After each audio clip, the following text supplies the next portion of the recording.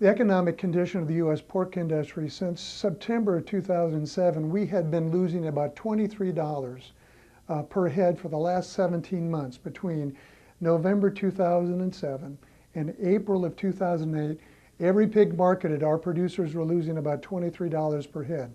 We were well positioned in this spring of 2009 to go into profitability.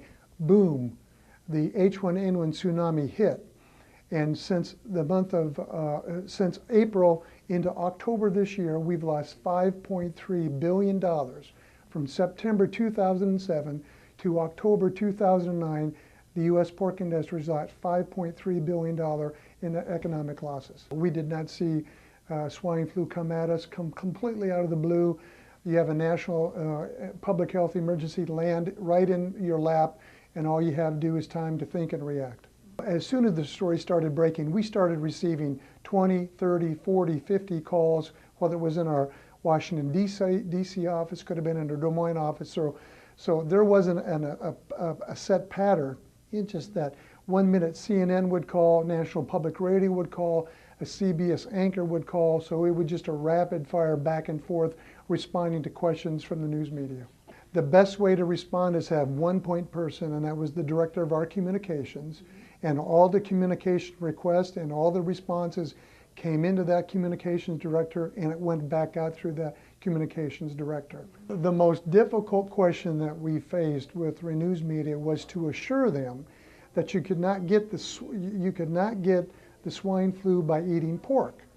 And all that we had to do was to turn to the scientific facts and transmit that on with confirmation from the Department of Agriculture and a couple of land grants. But that was the most difficult exercise that we went through, with just communicating the facts of H1N1, which kept running into the fears of H1 all through this story.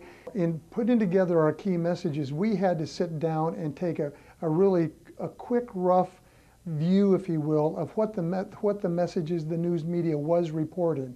And then once we got that reporting of how they were spinning and reporting the story, we had to sit down and to say, okay, how did we need to correct those stories with the facts? And therefore, that's where we came up with the important messages. Pork was safe to eat. We had to get the pictures of the pigs out of the story. We had to quit them using swine flu, because you don't get the flu by being around pigs. So yes, we sat down, put the war room together, identified the issues, 1, 2, 3, and then put together a clear, concise, and compelling message points that we then went back to the news media and started hammering away at penetrating the news. The biggest experience or lesson that I learned by working with the media was that very difficult to penetrate the news media with the facts versus the fears that the news media tended to be reporting on the swine flu outbreak on April 24th. Beside the news media, the most important partner that we had to deal with was with the federal government. We had to immediately begin working with Agriculture Secretary Tom Vilsack. We had to work with the Department of Homeland Security Secretary Janet Napolitano.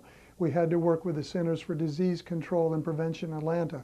Those federal agencies that had agencies of government that would deal directly with this. They were the third-party authorities that the news media would listen to as fact that we used in shaping our messaging. The way we recover from that is obviously we got to downsize. We got to downsize our production with consumption. We got to get our exports markets open back up. We had, as soon as H1N1 hit, lost 27 countries. The bulk of them are all now back open. China opened last week. Russia is going to be opening their markets. So we got to get those export markets open back up. I think as the economic climate, both domestically and globally, improves, demand will continue to pick up. Our reduction in our herd, we will eventually get back into break-even situation, I think, in 2010, and then hopefully on to profitability after 2010.